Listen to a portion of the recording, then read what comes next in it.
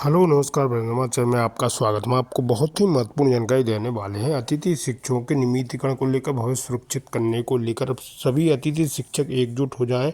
एक बड़ा आंदोलन होने वाला है। भोपाल में आमरण अनशन करेंगे। अतिथि शिक्षक अपनी नियमितीकरण की मांग को लेकर भोपाल में बड़ा प्रदर्शन करने वाले हैं। इसको लेकर रूपरेखा तैयार कर ली गई हो। सभी संगठनों को एकजुट होने के लिए बोला गया और अतिथि शिक्षक अपनी सिर्फ एक ही मांग रखेंगे कि इनकी विभागीय परीक्षा लेकर इनका नियमितीकरण किया जाए, भविष्य सुरक्षित किया जाए। इसको लेकर अतिथि शिक्षक आंदोलनरत हो जाएंगे। मैं इसके संबंध में पूरी विस्तार से जानकारी देने वाला हूँ। क्या कहना है रविकांत गुप्ता जी का, और अतिथि शिक्षकों को लेकर क्या रूपरेखा तैयार की गई और शासन प्रशासन क्या कर रहा है, अतिथि शिक्षकों को लेकर क्या योजनाएं बनाई जा रही है, वो अतिथि शिक्षकों की जो नियुक्ति हुई थी उसमें क्या अड़चने आ रही, इसके संबंध में विस्तार से जानकारी देने वाला हूँ। लाइव वार्ता सुनाने वाला हूँ। वीडियो बने रहे, वीडियो पूरा देखें। वीडियो अच्छा लगे तो लाइक और चैनल को सब्सक्राइब जरूर करना। अपडेट पाने साल में साल गुजरते गए, नए नए अधिकारी आते गए, लेकिन हमारा और आपका भविष्य, हम और आप जहां थे आज भी वहीं पे, जैसा पहले चलता आ रहा था आज भी हमारे हो गए हैं। अब ये हमें अपनी नौकरी बचाने के लिए अपने ही व्यक्ति से दुश्मनी करनी पड़ रही है। जिस साथी साथ में हमने 10 साल बिताए और आज उसमें से एक को बाहर होना है, तो सामने वाले की ओर हम बड़े ही उम्मीद से देखते हैं कि क्या शायद हमारे लिए कुर्बानी दे दे। पिछले 18 साल में लगभग 4 से 5 आयुक्त और 2 से 3 सचिव आ गए, लेकिन आज तक हमारी और आपके भाग्य की रेखा जहां की तहां लटकी हुई है। उसका कारण क्या है?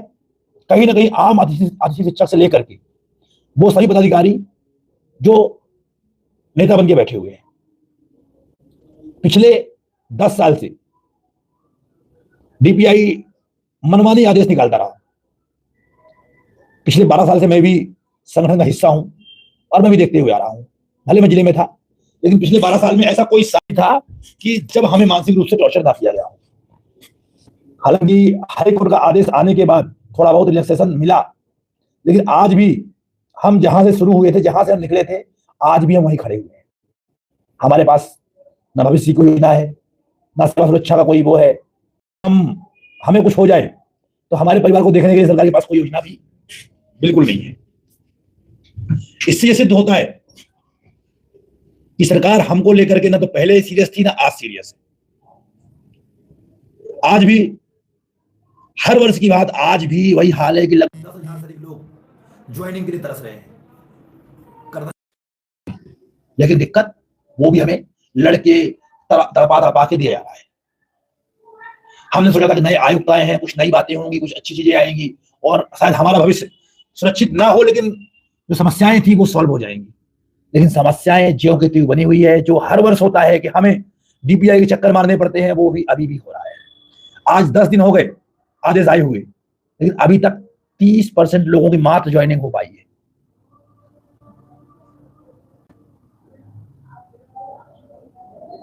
हम अपने ही प्रदेश में पराजय से हमारे साथ व्यवहार हो रहा है। जिस स्कूल के हम शिक्षक थे, वहां के बच्चे पूछते हैं कि सर आप कब आएंगे, सर इस साल आपका नहीं हुआ क्या? उन्हें हम क्या जवाब देंगे? हम तो भाई चंद दिनों के मेहमान थे।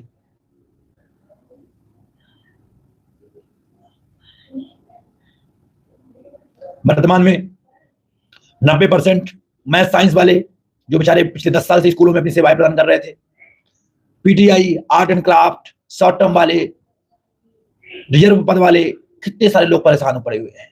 साथ में लगभग जो 7 से 8 हजार लोग इस नई भर्ती से बाहर हो गए, सभी के हाल क्या होंगे वो तो उनका मन ही जानता है। और इस चीज को मैं अच्छे से फील कर सकता हूं, क्योंकि कभी हमारे साथ में भी ऐसा हुआ है।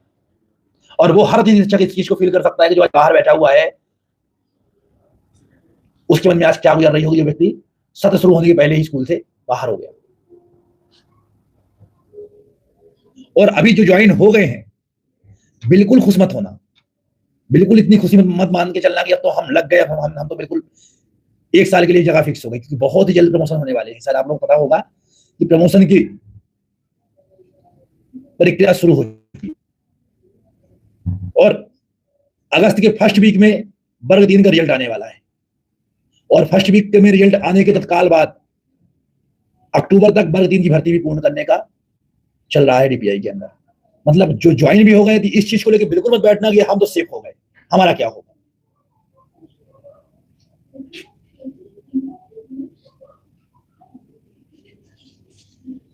तो लड़ाई अब किसी एक की नहीं बची, लड़ाई बची है साख की, लड़ाई बची है अपने आप को बचाने की। न तो फिर आपका जो व्यापम पास होकर बैठे हो ना वो काम आएगा कि अरे हम तो व्यापम पास है, हमारा क्या होगा, हम तो रैंक वाले हैं, क्या होगा। प्रमोशन होगा तो वर्ग 1 और 2 वाले बाहर जाएंगे, भर्ती होगी तो वर्ग 3 वाले बाहर जाए। इस प्रकार से अभी लोग बाहर हो रहे हैं।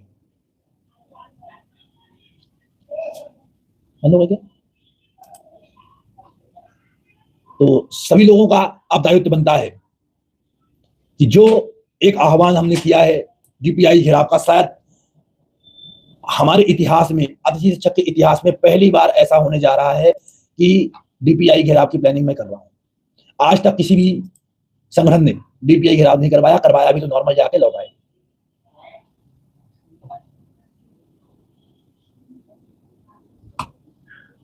सभी लोग मंगलवार को दोपहर 12 बजे डीपीआई पहुंचेंगे और डीपीआई गेट के अंदर कोई नहीं जाएगा, ये ध्यान रखेंगे। जो बाउंड्री वॉल की गेट है सब वहीं इंतजार करेंगे, सब वहीं पे इकट्ठा होंगे। और अगर वहां इकट्ठा नहीं हो सकते तो उसके लिए मैं आपको कल मैं पुलिस वालों से मिलके और तय कर दूंगा कि अगर वो मौका देते हैं हमें कि आप अपना 10-5 कदम रैली के रूप में निकाल करके अपना शुरू करिए, तो प्रयास होगा कि हम चेतक ब्रिज पे इकट्ठा होंगे और वहां से चलेंगे रैली के माध्यम से।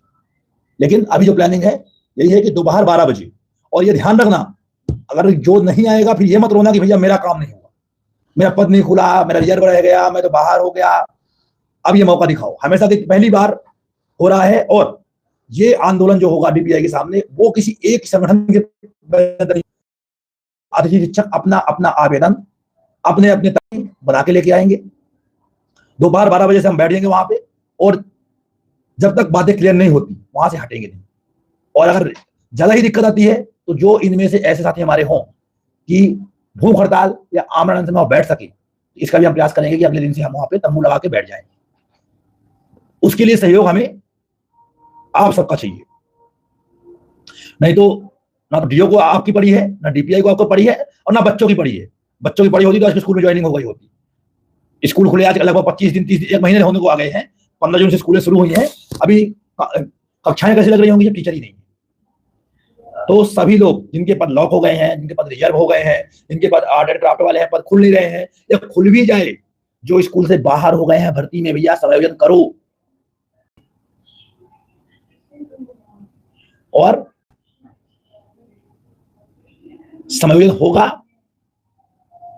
क्योंकि पद जहां खाली हो, पहले जो बाहर हो रहे हैं उनको मौका दिया जाए। तो फिर चाहते हो अगर तो आओ। पूजा खन्ना कमेंट में पढ़ रहा हूं, मैं वही बोल रहा हूं कि अगर आप चाह रहे हो कि जो बाहर हुए हैं उनको वापस मिलेगा ही काम। आज जो अभी हाई कोर्ट ने भी ऑर्डर किया हुआ है, तो अगर चाहते हो तो एक बार डीपीआई के सामने आओ, डीपीआई क्या जवाब देती है, इसके बाद अपन लोग हाई कोर्ट की ओर भी चलेंगे, सुप्रीम कोर्ट की ओर भी चलेंगे। लेकिन उसके पहले एक बार डीपीआई का घेराव होना चाहिए। कोई रहे ना रहे, मैं आगे खड़ा रहूंगा, मेरा वादा है। और जब तक आपका सहयोग रहेगा तब तक वहां से हटेंगे नहीं, यही वादा है। लेकिन ये नहीं कि मैं क्यों जाऊं, मेरी क्या आवश्यकता है, वो तो जा रहा है, तीसरा व्यक्ति जा रहा है, मैं तो ज्वाइन हो गया हूं, मुझे क्या मतलब है, अपने को तो कोई मतलब ही नहीं है, अपन तो 1 साल के लिए फिक्स हो गए हैं। अगर ये सोच रखोगे तो मेरा कोई नुकसान बिल्कुल नहीं होना, ये ध्यान रखना। और मैं बार बार बोल रहा हूं कि ये आंदोलन किसी एक की ओर से नहीं, किसी संगठन की ओर से नहीं होगा। ये आंदोलन आम अतिथि की ओर से रहेगा। सब अपना अपना आवेदन लेके आएंगे और सब अलग अलग बैठेंगे। जहां मैथ साइंस वाले अपना अलग बैठेंगे, रहेंगे एक साथ और ग्रुप में बैठेंगे, किसी एक के ऊपर वो नहीं देगा। और फिर नहीं आए तो फिर अपना देख लेना भैया, फिर हिम्मत मत देना कि संगठन क्या कर रहा है। विद्वानों जैसे सम्मेलन होना चाहिए। मैं बता दूं आपको कि विद्वानों को भी कुछ सम्मेलन में कुछ नहीं मिला। विद्वानों को वही मिला जो पहले से उनको मिला हुआ था। सरकार किसी को कुछ देने के मूड में नहीं है। विद्वानों के लिए जो घोषणाएं मुख्यमंत्री जी ने की है तो वही सब की है जो उनको पहले से मिल चुका है। और विद्वानों जैसे सम्मेलन करवाने के लिए आएगा कौन? पहले आप सब इकट्ठा होइए। वही तो मैं बार बार बोल के आ रहा हूं कि होना नहीं चाहिए, करना चाहिए, करिए, सब मिलके करेंगे, ये शब्द रखिए। ये नहीं कि ऐसा होना चाहिए। हम मानते हैं